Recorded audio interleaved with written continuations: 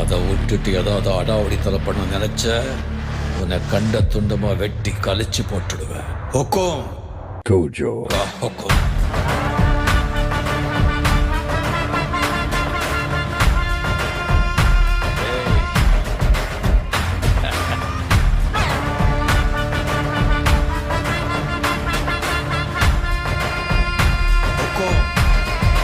Gojo.